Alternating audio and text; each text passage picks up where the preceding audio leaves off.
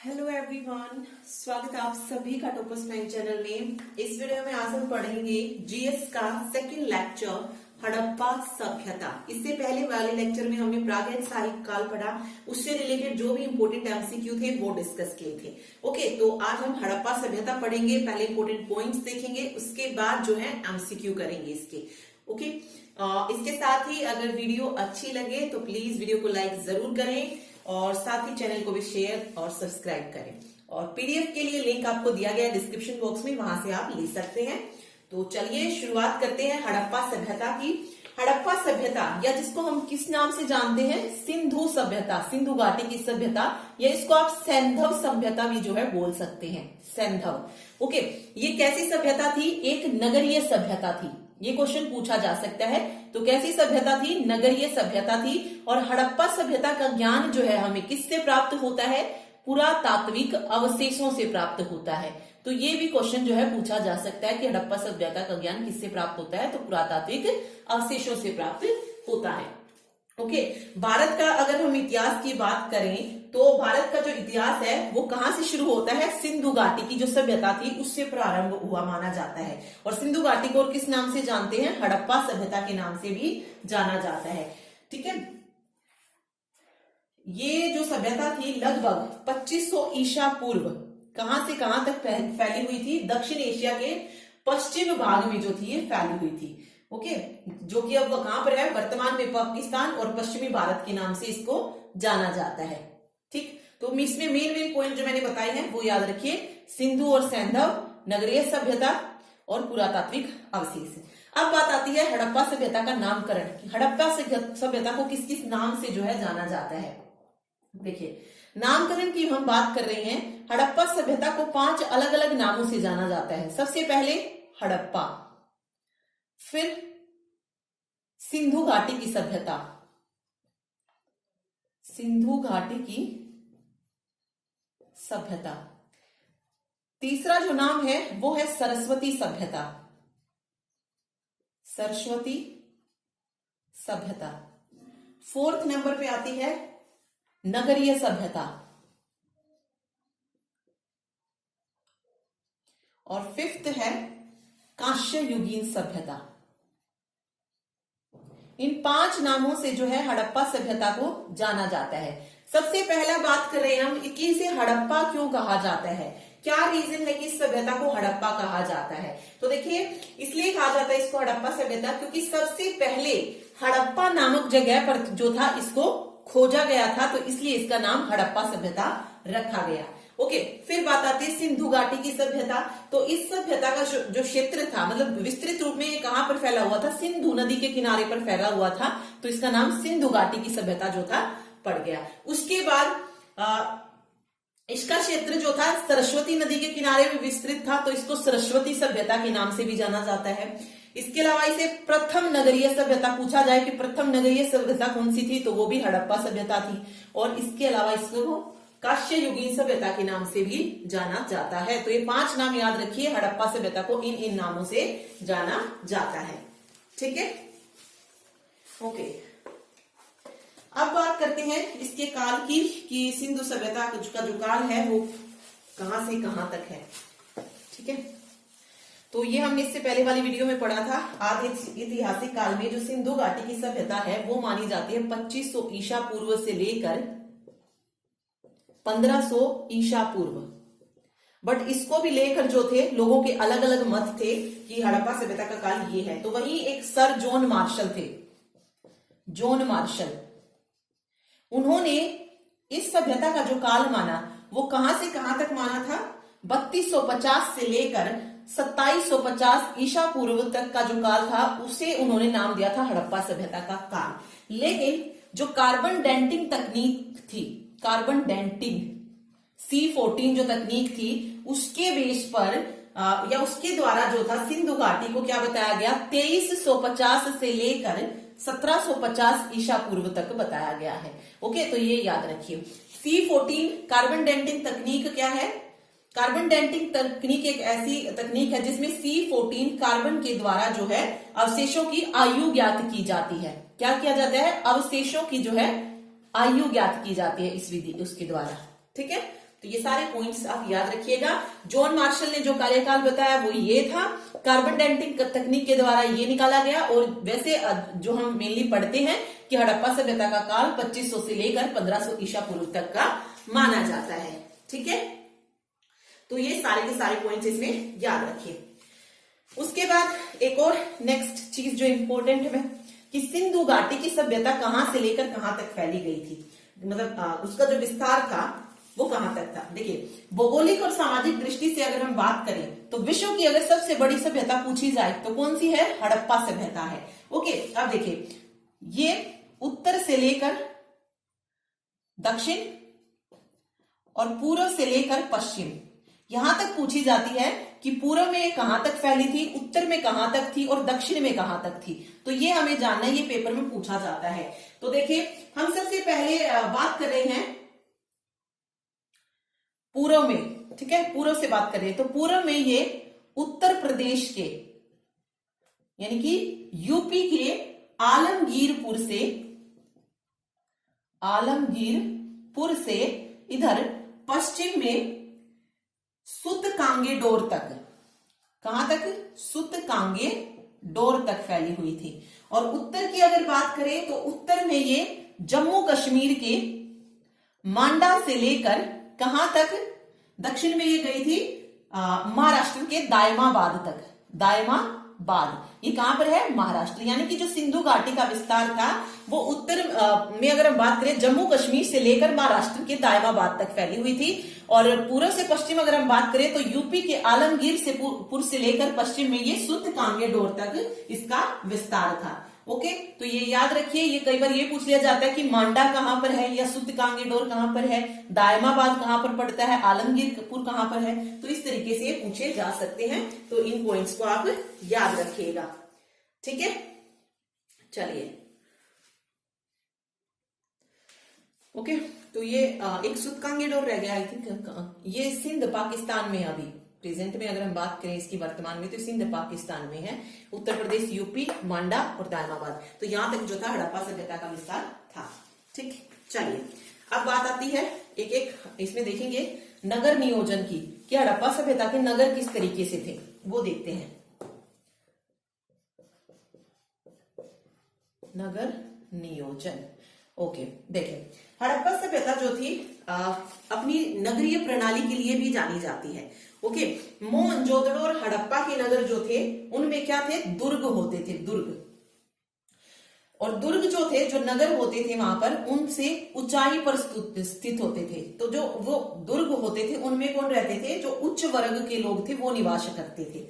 Okay, और जो दुर्ग के नीचे के लोग थे, मतलब जो दुर्ग से नीचे रहते थे नगरों में, वो उनके घर किससे बने होते थे। पूछा जाता है कि हड़प्पा सभ्यता के घर किसके बने होते थे, तो वो उनके घर ईंटों के बने होते थे। और उनमें जो थे सामान्य लोग रहते थे। जो दुर्ग थे जो कि ऊंचाई पर बने होते थे उनमें उच्च वर्ग के लोग थे, और जो नीचे बने होते थे मकान, ईंटों से निर्मित जो नगर होते थे दुर्ग से नीचे, उनमें सामान्य लोग जो थे रहा करते थे। तो ये पूरा नगर नियोजन था। और इसके अलावा एक जो यहां से पूछा जाता है कि इनकी जो क्या कहते हैं उसे, सॉरी एक मिनट, सड़कें किस तरीके से काटती थी। तो देखिए हड़प्पा सभ्यता में एक प्रणाली बहुत प्रचलित थी जिसका नाम था ग्रिड प्रणाली। कौन सी प्रणाली, ग्रिड प्रणाली। इसका मतलब क्या था, ग्रिड प्रणाली का मतलब था कि इसके अंतर्गत जो सड़कें होती थी वो एक दूसरे को किस पर काटती थी, समकोण पर काटती थी। इसी को ग्रिड प्रणाली बोला गया है। तो ये चीज आप याद रखिए, जो हड़प्पा सभ्यता की जो भी सड़कें थी वो एक दूसरे को किस पर काटती थी, समकोण पर काटती थी। और कैसी होती थी शहरों की गलियां, हड़प्पा सभ्यता की शहरों की गलियां चौड़ी और सीधी होती थी। चौड़ी और सीधी, ये क्वेश्चन बहुत बार एसएससी में भी पूछा जा चुका है। तो याद रखिए चौड़ी और सीधी होती थी, समकोण पर एक दूसरे को वो कट करती थी। ठीक है, और इस प्रणाली को क्या नाम दिया गया था, ग्रिड प्रणाली का नाम जो था इसको दिया गया था। ओके, चलिए तो ये यहां से क्या कहते हैं, नगर नियोजन जो था हो गया है। उसके बाद बात आती है हड़प्पा सभ्यता में कृषि की। सिंधु घाटी सभ्यता में कृषि किस चीज की जाती थी, सबसे पहले कौन सी कृषि की गई। तो देखिए सिंधु घाटी में अगर हम कृषि की बात करें तो वहां पर किस किस फसल का उत्पादन होता था, गेहूं, जौ, तिल, सरसों, मैसूर, मसूर, ठीक है, मसूर, ठीक है, इनका उत्पादन जो था होता था। ओके, फिर बाजरा के उत्पादन के संकेत हमें कहां से मिले थे? बाजरा उत्पादन के, मतलब बाजरा भी जो था होता था और इसके उत्पादन के संकेत जो है कहां से मिले थे? गुजरात से मिले थे बाजरा के। ओके, इसके अलावा चावल के मतलब चावल भी जो था, चावल इतना नहीं था, ठीक है, क्योंकि चावल के साक्ष्य जो थे वो आगे चावल के उधर चावल के साक्ष्य कोलडीवा, मेरगढ़, कोलडीवा, लोथल और वहां से मिले थे। ओके, तो बाजरे के गुजरात से आप याद रखिए, ठीक। हड़प्पाई जो लोग थे वो क्या करते थे? कृषि के साथ साथ और कौन सा काम करते थे? बड़े पैमाने पर पशुपालन भी जो थे किया करते थे। क्या करते थे? पशुपालन भी किया करते थे। और फिर क्वेश्चन आता है कि सिंधु सभ्यता के मनुष्य ने सबसे पहले किस खेती को प्रारंभ किया था? तो कपास की खेती का प्रारंभ किया था, यानी कि सबसे पहले उन्होंने कपास की खेती जो थी की थी। तो याद रखिए, पशुपालन भी करते थे कृषि के साथ साथ, कपास की खेती जो थी उन्होंने सबसे पहले प्रारंभ की थी, ठीक है। इसके अलावा ये पूछा जाता है कि हड़प्पा सभ्यता में नहरों के अवशेष कहां से पाए जाते हैं? नहरों के अवशेष, तो नहरों के अवशेष कहां पर पाए जाते हैं? ये पाए जाते हैं शोरतुगई, अफगानिस्तान से। शोरतुगई, अफगानिस्तान से जो है नहरों के अवशेष जो थे प्राप्त हुए थे, ठीक है, ये याद रखिए। चलिए, ये होगी कृषि की बात। फिर बात आती है हड़प्पा सभ्यता की अर्थव्यवस्था किस पर, यानी कि वो किस किस चीज का व्यापार क्या करते थे, किस पर निर्भर थे, वही चीज। ओके, देखिए, हड़प्पा सभ्यता के जो लोग थे वो किसका व्यापार किया करते थे? व्यापार की अगर हम बात करें तो उस टाइम के जो लोग थे वो शंख का व्यापार करते थे, पत्थर का व्यापार किया करते थे। इसके साथ ही जो धातु होती थी उनका भी जो था व्यापार किया करते थे, ठीक है, ये याद रखिए। और किस मार्ग से ये व्यापार करते थे ये पूछा जा सकता है, तो मार्ग का नाम था लेपिस लाजुली। लेपिस लाजुली नाम मतलब लाजुली मार्ग जो था, वहां से हड़प्पा सभ्यता के लोग जो थे व्यापार किया करते थे, लेपिस लाजुली मार्ग से। ओके, ये याद रखिए बस इसमें। चलिए आगे देखते हैं। आगे इसमें हम देखते हैं शवाधान, यानी कि शव को दफनाने के कौन कौन से तरीके जो थे इस काल में प्रचलित थे, ये इंपॉर्टेंट है यहाँ पे, शवाधान। ओके, तो 3 तरीके थे शवाधान के। सबसे पहला था पूर्ण स्वाधान, ठीक है। जो दूसरा तरीका था वो था आंशिक समाधान, और जो तीसरा टाइप था इसमें वो था कलश समाधान, ठीक है। ये समाधान के प्रकार थे हड़प्पा सभ्यता में 3 फेमस। पूर्ण शवाधान का मतलब क्या होता है? जब पूरे शरीर को जमीन के अंदर दफना दिया जाता है वो पूर्ण शवाधान होता है। ओके, और यही तरीका जो था सबसे प्रचलित था उस टाइम पे। ओके, सर्वाधिक प्रचलित तरीका अगर कौन सा है तो वो है पूर्ण शवाधान, जिसमें पूरी बॉडी को जो है क्या किया जाता है? दफन किया जाता है। आंशिक शवाधान क्या है? आंशिक शवाधान मतलब शरीर के कुछ भागों को नष्ट होने के बाद दफनाना, ठीक है, शरीर के कुछ भागों को नष्ट होने के बाद दफनाना, ये होता है आंशिक शवाधान। उसके बाद कलश शवाधान क्या है? शव को जलाकर राख को कलश में रख कर दफनाना, ठीक है। पहले क्या किया गया? शव को जलाया गया, फिर जो राख थी उसको कलश में रख कर दफनाना, ये कलश समाधान था। ओके, तो 3 समाधान के प्रकार जो है याद रखिए हड़प्पा सभ्यता काल के। ओके, इंपोर्टेंट है ये। चलिए अब हम पढ़ते हैं हड़प्पा सभ्यता के कुछ महत्वपूर्ण स्थल। देखिए, महत्वपूर्ण स्थल की हम बात कर रहे हैं, तो हड़प्पा सभ्यता में जो सबसे पहला महत्वपूर्ण स्थल आता है वो कौन सा आता है? हड़प्पा ही आता है, हड़प्पा।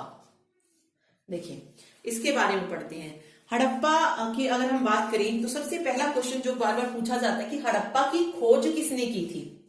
खोज किसने की थी हड़प्पा सभ्यता की? ये किसने की थी? दयाराम साहनी, दयाराम साहनी ने। और कब की थी ये भी क्वेश्चन पूछते हैं, तो 1921 में की थी। ओके, इसके अलावा और कौन थे? माधव स्वरूप वत्स, इन्होंने भी जो थी हड़प्पा सभ्यता की खोज की थी? माधव स्वरूप वत्स। ठीक है, ये दो नाम याद रखिए। फिर क्वेश्चन आता है कि हड़प्पा सभ्यता किस नदी के किनारे पर है? तो ये है रावी नदी के किनारे पर।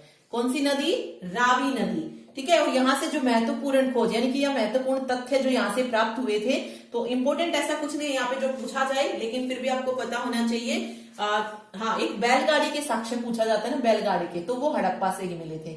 इसके अलावा स्त्री के गर्भ से निकलता पौधा, वो भी यहां से प्राप्त हुआ था। ठीक है, मछुआरे का चित्र पूछा जाए या शंख का बैल पूछा जाए, ये यहीं से जो थे प्राप्त हुए थे। बाकी ये पूछे नहीं जाते हैं, बट आपको पता होनी चाहिए कि ये हड़प्पा से प्राप्त हुए थे। यहां से मेनली जो क्वेश्चन आता है, तो ये किस नदी पे है और दूसरा इसकी खोज किसने की और कब की। ये दो मोस्ट इंपोर्टेंट क्वेश्चन जो है यहाँ से बनते हैं। तो ये पहला स्थल था, महत्वपूर्ण स्थल था। सेकेंड जो नंबर आता है वो आता है मोहनजोदड़ो का। ठीक है, देखिए सेकंड है मोहनजोदड़ो। ठीक है, यहां पे देखिए मोहनजोदड़ो की खोज किसने की थी? राखलदास बनर्जी ने। राखलदास बनर्जी कब की थी ये पूछा जाएगा। ये 1922 में की थी। ठीक है, और कहां पर है मोहनजोदड़ो अभी प्रेजेंट? ओके, एक चीज और रह गई है, हड़प्पा जो अभी कहां पर है वर्तमान में, ये पूछा जाता है। तो ये मोंटोगोमरी पाकिस्तान में है। मोंटगोमरी पाकिस्तान में, अभी प्रेजेंट में अगर हम बात करें तो। ठीक है, और मोहनजोदड़ो कहां पर है? ये भी पाकिस्तान में है। कौन सा जिला है? लरकाना जिला, पंजाब। लरकाना में है अभी ये मोहनजोदड़ो। ठीक है, खोज किसने की? राखलदास बनर्जी ने। कब की? 1922 में की। और किस नदी के किनारे पर है? अगेन मतलब किनारे पर है, अगेन इंपोर्टेंट क्वेश्चन। तो ये सिंधु नदी के किनारे पर है। मोहनजोदड़ो सिंधु नदी, हड़प्पा रावी नदी के तट पर है। ठीक है, अब यहां से जो पूछा जाता है कि मोहनजोदड़ो को और किस नाम से जाना जाता है, तो मोहनजोदड़ो को मृतकों का टीला के नाम से भी जाना जाता है। ये क्वेश्चन आता है, बार बार रिपीट होता है। मृतकों का टीला के नाम से किसे जानते हैं? तो मोहनजोदड़ो को जानते हैं। ओके, इसके अलावा और क्या प्राप्त हुआ था यहां से? विशाल स्नानागार, विशाल स्नानागार, विशाल अन्नागार, या सिर्फ अन्नागार लिख लीजिए, अन्नागार। ठीक है, ओके। इसके अलावा काश्य की नर्तकी की मूर्ति, ये भी क्वेश्चन आता है, कहां से प्राप्त हुई थी? काश्य की नर्तकी की मूर्ति, ये भी कहां से प्राप्त हुई थी? मोहनजोदड़ो से ये प्राप्त हुई थी। ओके, पशुपति महादेव की मोहर, पशुपति महादेव की मोहर, ये भी कहां से प्राप्त हुई थी? मोहनजोदड़ो से प्राप्त हुई थी। इसके अलावा बंदर का चित्र भी यहां से प्राप्त हुआ, पुरोहितों का आवास प्राप्त हुआ, बुने हुए कपड़े, दाढ़ी वाले मनुष्य के पत्थर की मूर्ति, तो ये सब यहाँ से प्राप्त हुई थी। तो ये मैंने मेन लिख दी है, पशुपति, काश्य की नर्तकी, अन्नागार और स्नानागार। ठीक है, ये चारों याद रखिए। और ये कहां पर है, ये इंपॉर्टेंट है। ठीक, तो हड़प्पा और मोहनजोदड़ो दोनों ही जो है इंपॉर्टेंट है। चलिए आगे चलते हैं। नेक्स्ट जो इंपॉर्टेंट स्थल है हड़प्पा सभ्यता का, कौन सा है? वो है सूतकांगेडोर। सूतकांगेडोर, ये मैंने आपको बताया पश्चिम में है। यहां तक जो थी सिंधु घाटी सभ्यता फैली हुई थी। सूतकांगेडोर भी कहां पर है? ये सिंध पाकिस्तान में ही है, सिंध पाकिस्तान। अगेन कि ये किस नदी पर है? तो ये दाशक नदी पर है। इसकी नदी नहीं पूछी जाती है, बट पता होनी चाहिए, दाशक नदी पर है ये। ठीक है, और ना ही इसको ये पूछा जाता है कि किसने इसका आविष्कार किया था, मतलब खोजकर्ता कौन है, बट पता होना चाहिए कौन है खोजकर्ता? Sir Mark Aurel Stein. अगर एक बार पढ़ लेंगे तो दिमाग में रहेगा कि हाँ भाई इसने जो थी इसकी खोज की थी। तो स याद रखिए, सर मार्क आर्यनस्टाइन ने जो थी। ओके, जैसा इसका नाम है वैसा ही अटपटा इसके खोजकर्ता का नाम है, बस इस तरीके से याद रखिए। 1927 में सर मार्क आर्यनस्टाइन ने जो थी सूतकांगेडोर की खोज की थी। सिंध पाकिस्तान में है ये। इसके अलावा यहां से ओके, एक क्वेश्चन जो यहां से पूछा जाता है कि हड़प्पा और बेबीलोन के बीच, हड़प्पा और बेबीलोन के बीच व्यापार का केंद्र बिंदु कौन, मतलब क्या था व्यापार का केंद्र बिंदु? मतलब कौन सा स्थल था व्यापार का केंद्र बिंदु, तो वो था सूतकांगे डोर। तो ये इंपॉर्टेंट यहां से बनता है, सूतकांगे डोर। ठीक है, ये याद रखिए। इसके अलावा यहाँ से 3 संस्कृतियों के साक्ष्य मिले थे और बंदरगाह मिली थी, बट वो इंपॉर्टेंट नहीं है हमारे लिए, बट याद रखिए ऐसे ही। चलिए, फोर्थ जो इंपॉर्टेंट है स्थल, महत्वपूर्ण स्थल में जो आता है बात, वो आता है चहुंदड़ो। बहुत इंपॉर्टेंट है ये चहुंदड़ो। ओके, कहां पर है? जहां पर हड़प्पा सभ्यता है, मोंटगोमरी पाकिस्तान में है ये। ठीक है, बट हड़प्पा किस नदी पे था? रावी पे था। चहुंदड़ो किस नदी पे है? सिंधु नदी पर है। सिंधु नदी पर और कौन सा था? मोहनजोदड़ो था। तो याद रखिए, मोहनजोदड़ो, चहुंदड़ो, यानी कि जिसके पीछे दड़ो आए, दोनों सिंधु नदी पर है। ठीक है, ओके। चलिए, अब बात आती है, इसके खोजकर्ता पूछ लिए जाते हैं। तो इसकी खोज की थी एनजी मजूमदार ने, एनजी मजूमदार। ठीक है, कब की थी इसकी खोज? 1931 में। तो देखिए, एक वो बन रहा है, 1921 से शुरुआत हुई, 1922 में फिर किसकी खोज की गई थी? मोहनजोदड़ो की। उसके बाद 1927 में सूतकांगे डोर की। 27 स से आ रहा है, तो वहां पर स से सूतकांगे डोर। उसके बाद 1931 चहुंदड़ो की खोज की गई थी, याद रखिए इसको। ठीक है, ये भी मोंटगोमरी पाकिस्तान हो गया, सिंधु नदी पर हो गया। ओके, एक यहां से जो क्वेश्चन आता है मोस्ट इंपोर्टेंट, मन के बनाने की दुकानें। ये क्वेश्चन आ चुका है एग्जाम में। मन के बनाने की दुकानों के जो साक्ष्य थे या कहां पर जो थी प्राप्त हुई थी, तो चहुंदड़ो से प्राप्त हुई थी।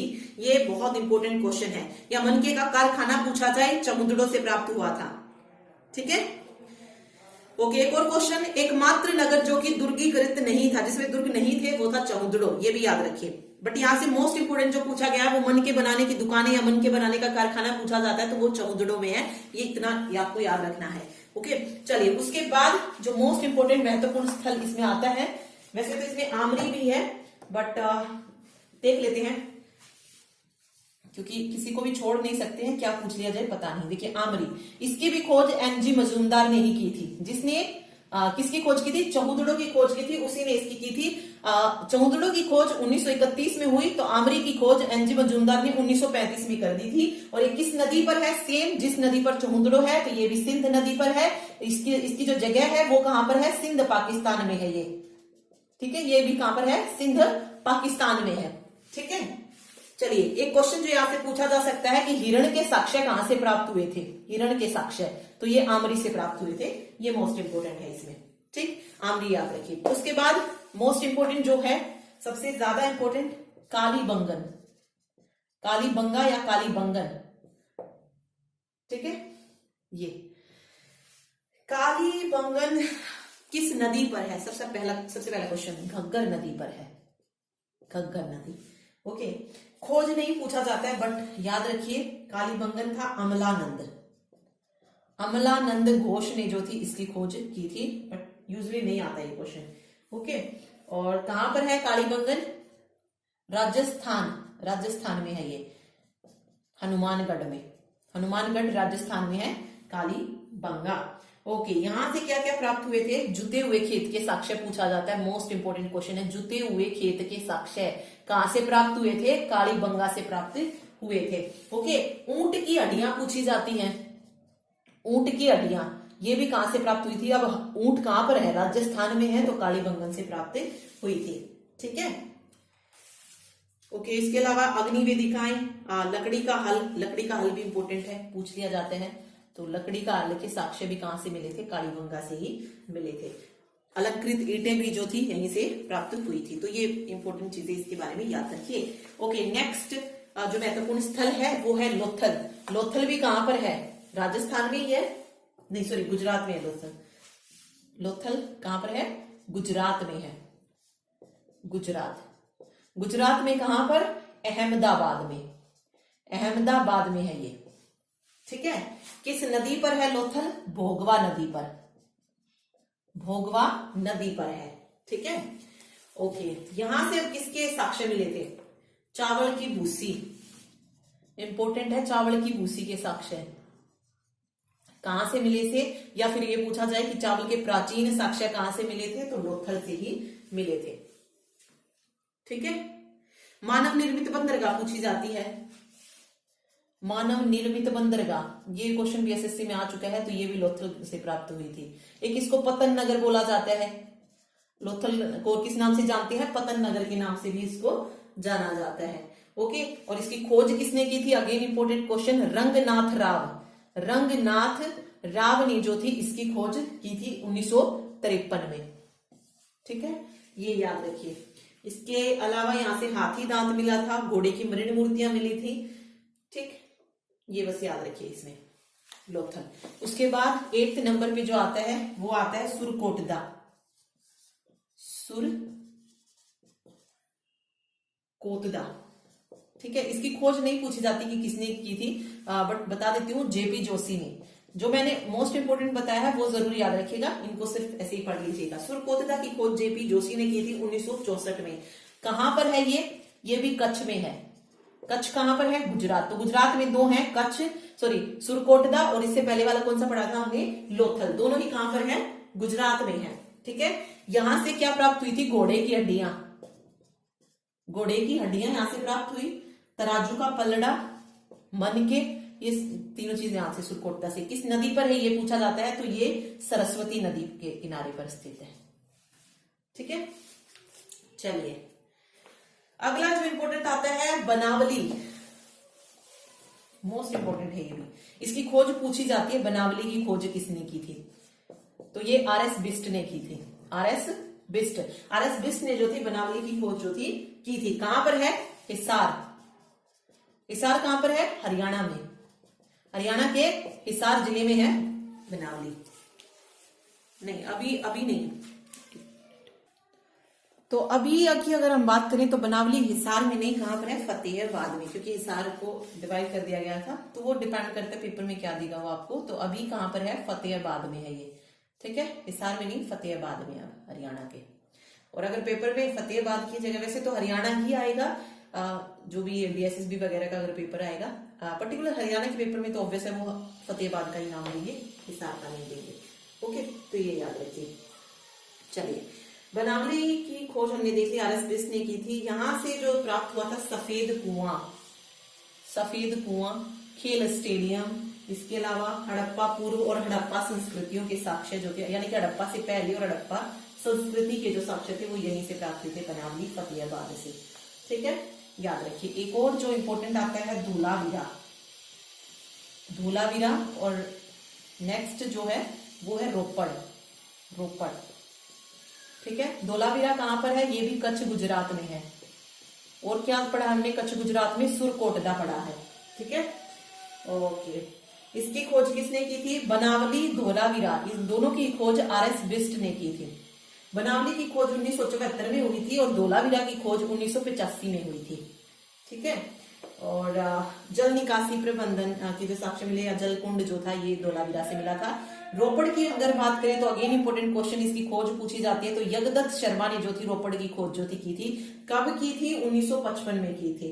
और कहां पर है रोपड़, रूपनगर पंजाब में है, रूपनगर पंजाब में है अभी वर्तमान में रोपड़। तांबे की कुल्हाड़ी पूछा जाता है, और ये किस नदी पर है ये पूछ सकते हैं, तो सतलुज नदी पर है ये। धोलावीरा पूछा जाए तो धोलावीरा, सुरकोटदा, धोलावीरा नहीं, बनावली और सुरकोटदा दोनों ही सरस्वती नदी के किनारे पर है, धोलावीरा नहीं है। ओके, किसी नदी के किनारे पर नहीं है। तो रोपड़ सतलुज नदी के किनारे पर, ये आप चीज याद रखिए। यहाँ से एक तो तांबे की कुल्हाड़ी के साक्ष्य पूछे जाते हैं, और एक अगेन जो मोस्ट इंपोर्टेंट क्वेश्चन यहाँ से आता है वो क्या पूछा जाता है रोपड़ से, कि मानव के साथ कुत्ते दफनाने के साक्ष्य, मानव के साथ कुत्ते दफनाने के साक्ष्य जो थे ये कहां से मिले थे, रोपड़ से मिले थे। तो ये चीज आप इसमें याद रखिए। ओके, चलिए ये तो हो गई, जितनी भी इसकी इंपोर्टेंट पॉइंट्स थे वो सारे हमने डिस्कस कर लिए हैं। अब हम आते हैं उन क्वेश्चंस पे जो कि एग्जाम में पूछे गए हैं। ओके, चलिए देखते हैं। क्वेश्चन देखिए, फर्स्ट क्वेश्चन है, सिंधु घाटी सभ्यता के शहरों की गलियां कैसी थी। ठीक है, तो ये मैंने बताया था आपको कि सिंधु घाटी सभ्यता की जो शहरों की गलियां थी वो कैसी थी, चौड़ी और सीधी थी। ठीक है, सिंधु घाटी सभ्यता की जो सबसे बड़ी विशेषता थी वो कौन सी थी, नगर योजना, ये जो थी सबसे बड़ी विशेषता थी, नगर योजना। ठीक है। चौड़ी सीधी सड़कें थी, पक्की ईंटों का यूज किया जाता था, जल निकास प्रणाली थी। तो ये सारी चीजें जो थी सिंधु घाटी सभ्यता में थी। ओके, चलिए अगला देखिए, हड़प्पा के खंडहर निम्नलिखित में से किस नदी के तट पर पाए जाते हैं? हड़प्पा कहाँ पर है? अभी वर्तमान में अगर हम बात करें तो पाकिस्तान के पंजाब में है, मांटगोमरी जिला है, वहां पर है, रावी नदी के तट पर, रावी नदी के बाएं तट पर जो है हड़प्पा पूरा स्थल है। तो फर्स्ट ऑप्शन यहाँ पे करेक्ट हो जाएगा। ओके, अगला देखिए, वस्त्रों के लिए कपास की खेती का आरंभ सबसे पहले कहाँ किया गया था? कपास की खेती का आरंभ वस्त्रों के लिए सबसे पहले कहां पर किया गया था? भारत में किया गया था। ठीक है।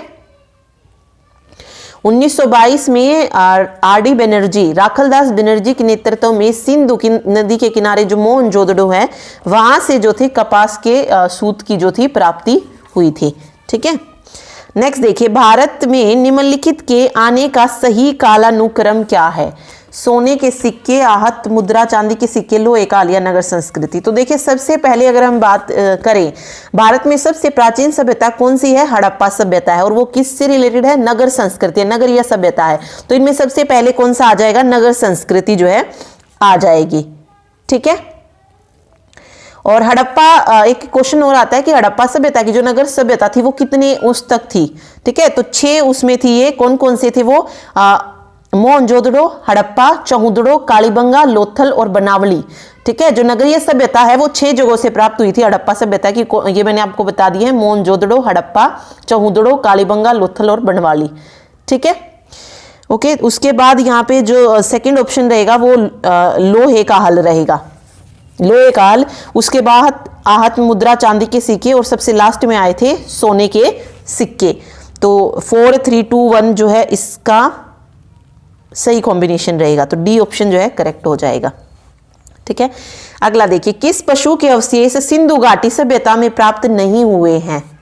सिंधु घाटी सभ्यता में जिन जिन पशुओं की अगर हम बात करें जो प्राप्त हुए हैं, उनमें था एक सींग वाला गैंडा था। ठीक है। दूसरा महत्वपूर्ण पशु जो था कुबड़ वाला सांड था। याद रखिए, एक सींग वाला गेंडा, ठीक है, कुबड़ सांड, ये भी प्राप्त हुआ था। ओके। इसके अलावा इस सभ्यता के जो चित्र थे उनमें हाथी भी था, बाघ भी था, घोड़ा भी था, और एक तरफ गेंडा भी था, 2 पीछे भैंसे के चित्र भी थे, 2 हिरण भी थे। ठीक है। जो पशुपति महादेव की जो मूर्ति प्राप्त हुई थी ना, उसमें थी ये सारी चीजें। ठीक है। जब मूर्ति में थी तो ऑब्वियस है उस काल में ये थी, और जो नहीं थी वो थे शेर। शेर के अवशेष जो थे वहां से प्राप्त नहीं हुए थे। तो जो पशुपति मूर्ति थी उसमें याद रखिए क्या क्या था? एक तरफ हाथी था, एक तरफ बाघ था। ठीक है। एक तरफ गेंडा था, और जो सिंहासन के पीछे था वहां पर भैंसे का चित्र जो था बनाया गया था, और उनके पैरों के पास नीचे 2 हिरण के चित्र थे। तो ये चीज आप इसमें याद रखिए। जो नहीं था वो शेर था। ठीक है। गाय भी थी उस वक्त।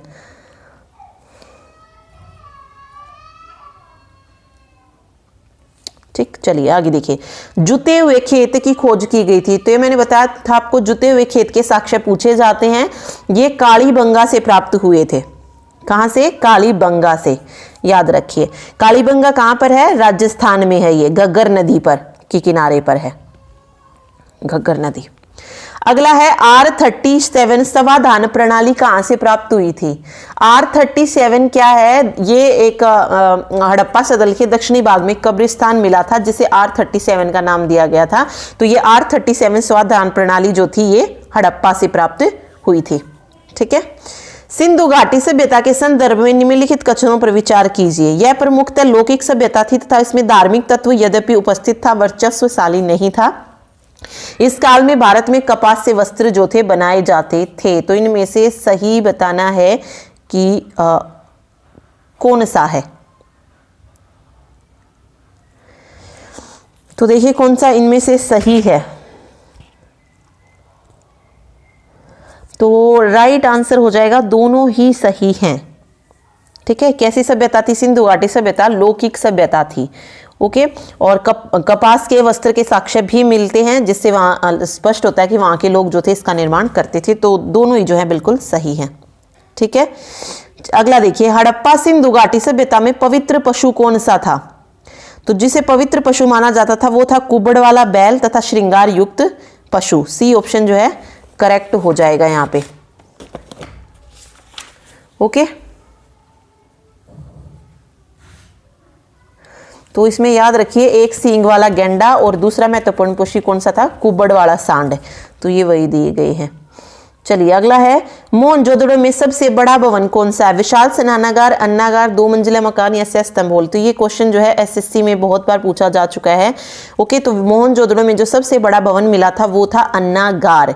ओके, कई जगह पे जब आपको अन्नागार ना हो ऑप्शन में तो वहां पर विशाल स्नानागार सही रहेगा, क्योंकि ये कंफ्यूज रहते बच्चे कि इसमें जो सबसे बड़ा भवन था मोहनजोदड़ो में वो विशाल स्नानागार था, बट विशाल स्नानागार से भी बड़ा जो भवन यहाँ से प्राप्त हुआ था वो अन्नागार ही था। ठीक है, कई बार आ चुका है और हर बार आंसर जो है अन्नागार ही माना गया है। एनसीईआरटी में भी अन्नागार दिया गया है सबसे बड़ा। ठीक है, ये चीज आप इसमें याद रखिए। अन्नागार का जो आकार था वो 150 × 75 मीटर का था। ठीक, चलिए अगला देखिए, सिंधु घाटी सभ्यता जिन नदियों के तट पर बसी थी उनका चुनाव कीजिए। सिंधु नदी पे थी, बिल्कुल सही है। चेनाब नदी पे भी थी, झेलम नदी पर भी थी। जिस पर नहीं थी वो कौन सी है? गंगा नदी। ठीक है, तो फर्स्ट, सेकंड, थर्ड यहाँ पे सही हो जाएगा। बी ऑप्शन जो है सही हो जाएगा। ओके, सिंधु घाटी सभ्यता जिन नदियों के तट पर बसी थी उनका चुनाव के हो गया। ये 1 2 3 यहाँ पे करेक्ट रहेंगे। नेक्स्ट देखिए, सही उत्तर का चयन करना है। मांडा कहाँ पर है? मांडा, तो मांडा हमने पढ़ा था उत्तर में जम्मू कश्मीर के मांडा से लेकर नीचे जो थी दक्षिण में महाराष्ट्र दायमाबाद तक जो है हड़प्पा संस्कृति फैली हुई थी। कालीबंगा राजस्थान में है और राखीगढ़ी हरियाणा में है। तो करेक्ट आंसर यहाँ पर ऑप्शन नंबर सी हो जाएगा। ठीक है, निम्न में से सिंधु सभ्यता से संबंधित कौन से केंद्र उत्तर प्रदेश में स्थित हैं? इनमें से उत्तर प्रदेश में देखिए कौन सा है। सबसे पहले देखेंगे अगर आप यहाँ पे कालीबंगा, कालीबंगा कहाँ पर है? राजस्थान में है, तो ये तो नहीं है यूपी में। लोथल ये गुजरात में है। ठीक है, आलमगीरपुर है तो ये यूपी में, ये हमने ऊपर पढ़ा भी था कि पूर्व में यूपी के आलमगीरपुर में जो थी हड़प्पा सभ्यता फैली हुई थी। इसके अलावा एक यहाँ पे हुलास और ऑप्शन दिया है, तो हुलास भी कहाँ पर है? यूपी में ही है ये। तो आलमगीरपुर और हुलास दोनों ही कहाँ पर है? यूपी में है। तो डी ऑप्शन यहाँ पे करेक्ट हो जाएगा। ओके, चलिए नेक्स्ट देखिए, विशाल स्नानागार यानी कि ग्रेट बाथ जो था कहाँ पर मिला था? ग्रेट बाथ जो था ये कहाँ पर मिला था? ये मोहनजोदड़ो से ही हुई थी इसकी प्राप्ति। ठीक है, नेक्स्ट है, देवी माता की पूजा किससे संबंधित थी? तो ये सिंधु घाटी सभ्यता के साथ जो थी संबंधित थी। तो सही, सी ऑप्शन करेक्ट होगा। सिंधु घाटी सभ्यता की लिपि कौन सी थी? तो ज्ञात नहीं है, मतलब जो भी लिपि थी उसको पढ़ा नहीं जा सका है, तो ज्ञात नहीं है, सही हो जाएगा यहाँ पे। ओके, चलिए नेक्स्ट है, सिंधु घाटी सभ्यता का पतन नगर यानी कि बंदरगाह कौन सा है? ये भी मैंने आपको बताया कौन सा है, लोथल है। ये भी एसएससी में पूछा जा चुका है बहुत बार, ये आप याद रखिए। ठीक है, कहाँ पर है ये? गुजरात में है। इसकी खोज 1957 में हुई थी। और किसने की थी लोथल की? अगर हम बात करें तो लोथल की खोज जो थी ये रंगनाथ राव ने करी थी 1953 में, सॉरी 1953 में। ठीक है, चलिए नेक्स्ट देखिए, सिंधु घाटी के लोगों की एक महत्वपूर्ण रचना इनमें से किसकी मूर्ति है? तो वो है नृत्य करती हुई मूर्ति की। कांसे की मूर्ति थी। कहां से प्राप्त हुई थी नृत्य करती हुई कांसे की मूर्ति? ये मोहनजोदड़ो से प्राप्त हुई थी। तो मोस्ट इंपॉर्टेंट क्वेश्चन है ये, याद रखिए इसको। ठीक है, ओके आगे देखिए, सिंधु अर्थव्यवस्था की ताकत क्या थी? कृषि, व्यापार, मिट्टी के बर्तन या बढ़ईगरी? देखिए, सिंधु अर्थव्यवस्था की जो ताकत थी वो थी कृषि और नगरीय सभ्यता। तो यहाँ पे कृषि जो है करेक्ट हो जाएगा। ठीक है, सिंधु घाटी की सभ्यता के लोग किसकी पूजा करते थे? तो पशुपति की जो थे पूजा करते थे।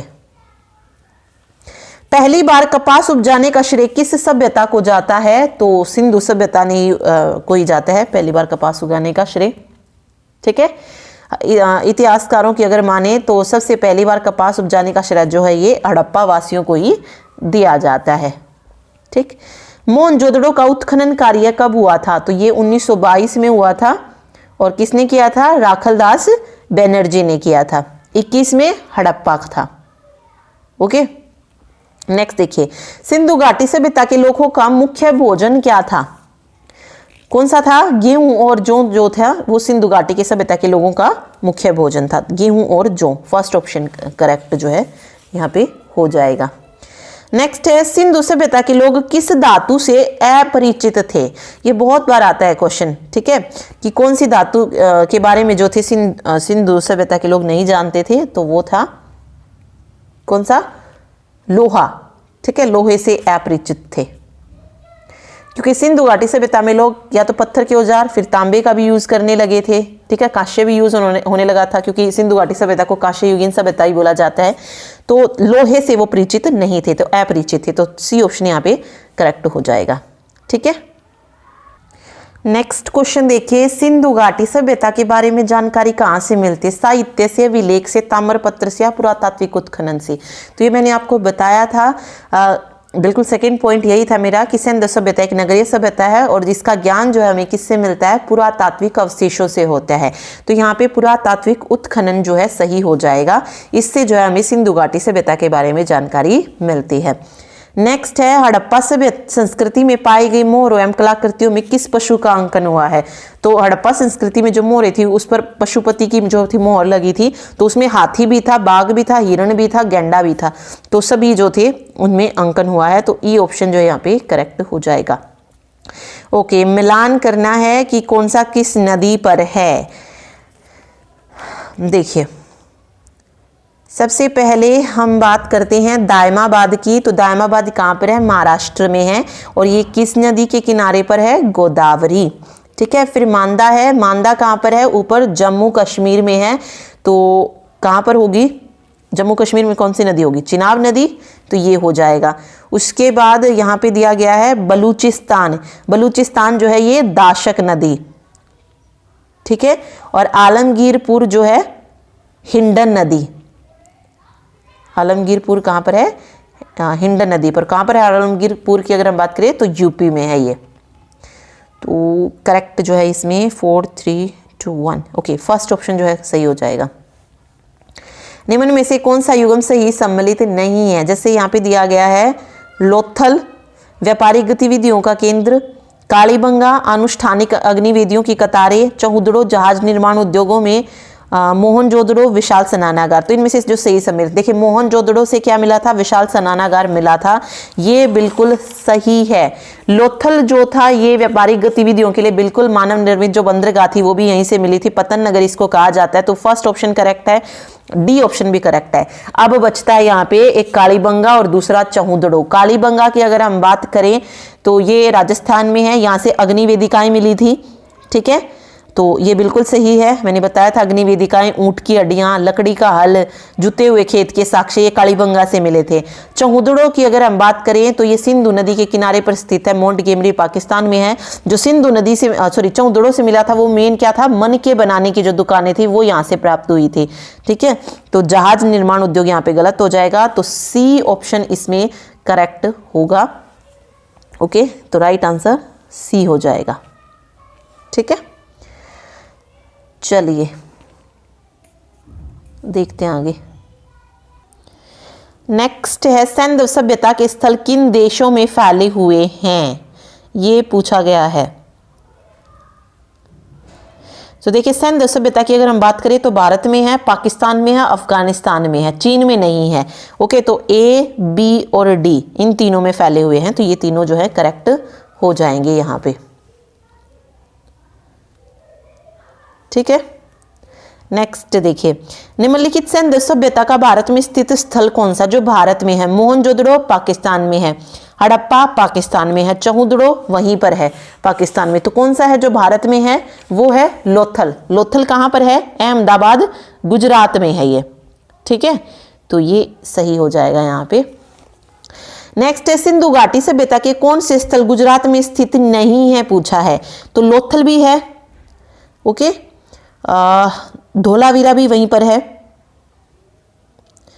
उसके अलावा अगर मैं बात करूं तो रंगपुर भी वहीं पर है गुजरात में। संगोली नहीं है, तो डी ऑप्शन यहाँ पे सही हो जाएगा, संगोली, जो कि गुजरात में नहीं है। ठीक है, चलिए अगला देखिए, सिंधु सभ्यता किस युग से संबंधित है? तो ये कैसी सभ्यता है? देखिए प्रागैतिहासिक में हम पढ़ चुके हैं, पाषाण काल, नवपाषाण काल, पूर्व पाषाण, ये आते हैं।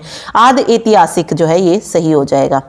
ठीक है, आदि ऐतिहासिक में सिंधु सभ्यता और कौन सी सभ्यता आती है? वैदिक सभ्यता आती है। ठीक, चलिए नेक्स्ट देखिए, मोहनजोदड़ो के लोग मुख्यतः किस प्रजाति के थे? मोहनजोदड़ो के पूछे हैं तो भूमध्य सागरीय है, सी ऑप्शन जो है करेक्ट हो जाएगा यहाँ पे। ओके, अगेन इनका मिलान करना है, चहुदड़ो, लोथल, कालीबंगा, सुरकोटदा। देखिए जुते हुए खेत के साक्ष्य सबसे पहले इजी कर लीजिए, बाकी बाद में करते हैं। देखिए कालीबंगा से जुते हुए खेत के साक्ष्य जो थे प्राप्त हुए थे।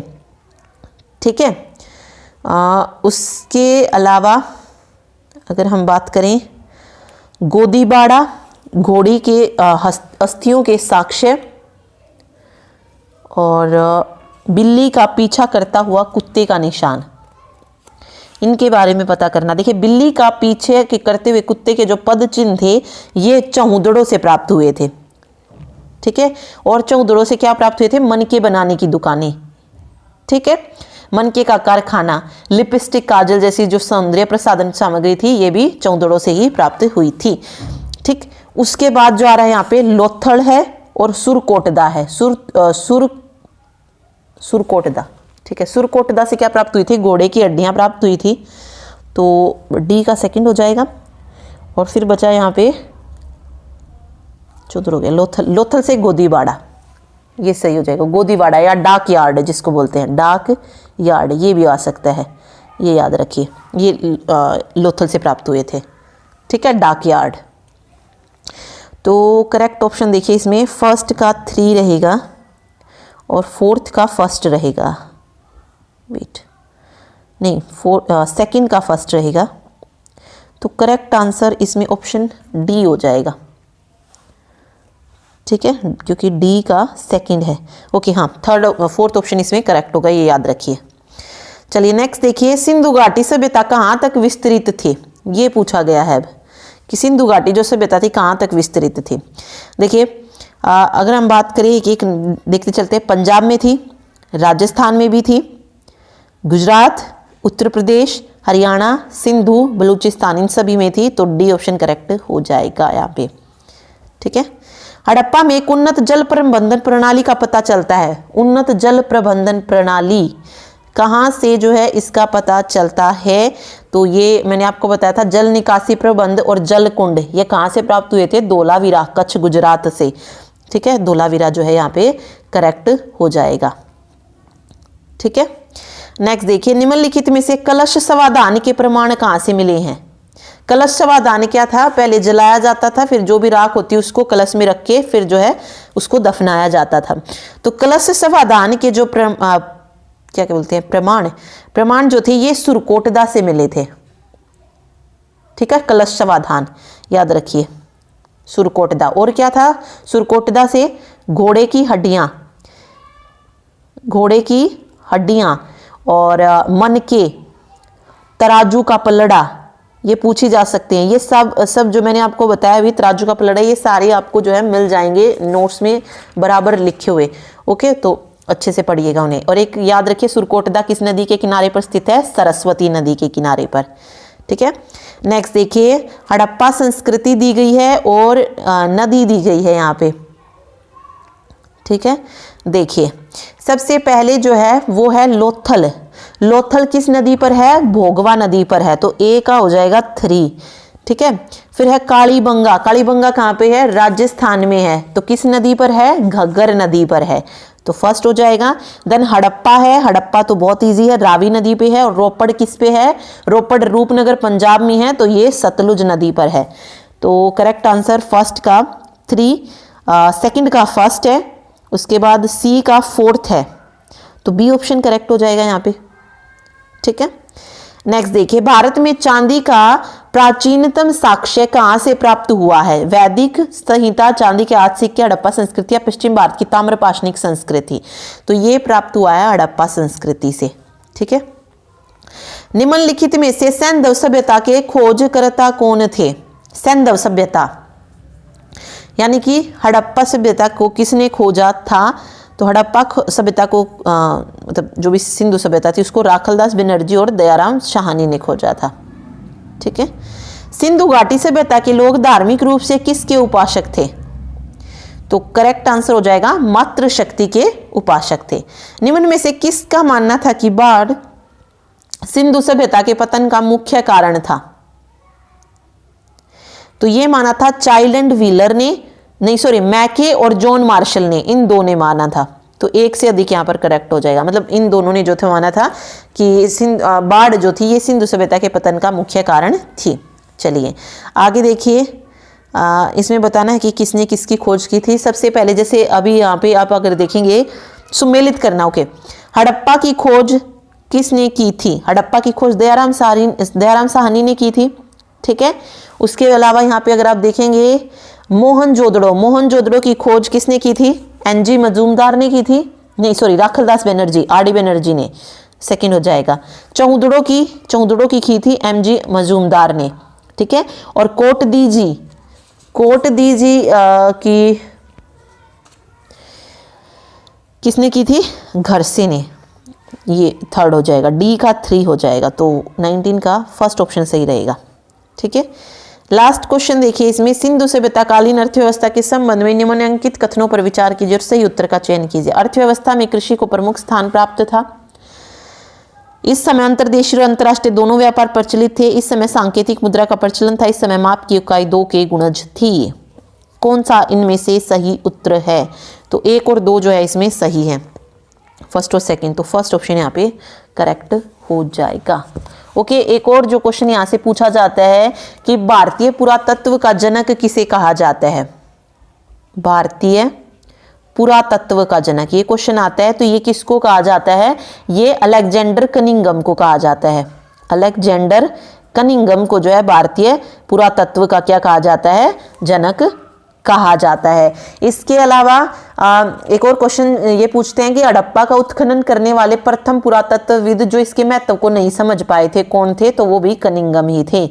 ओके, तो ये दोनों क्वेश्चन भी जो है आप याद रखिएगा। तो ये मेन क्वेश्चन जो है हमने यहाँ से पढ़ लिए हैं, और अगर आपको टाइम लगता है तो एनसीईआरटी भी ज़रूर रीड करें, इम्पोर्टेंट है वो भी। ठीक है, तो ये था आज का लेक्चर जिसमें हमने हड़प्पा सभ्यता के बारे में या सिंधु सभ्यता के बारे में जो है पढ़ा है। नेक्स्ट लेक्चर में हम देखेंगे वैदिक सभ्यता क्या होती है, कौन कौन से इंपॉर्टेंट क्वेश्चन थे। ओके, उसके बाद हमारा जो है आगे फिर ये मौर्य काल ये सारी चीज़ें जो हैं शुरू होगी, तो वो हम देखेंगे। फिर मौर्य साम्राज्य आया था तो उसके बारे में हम पढ़ेंगे। ठीक है।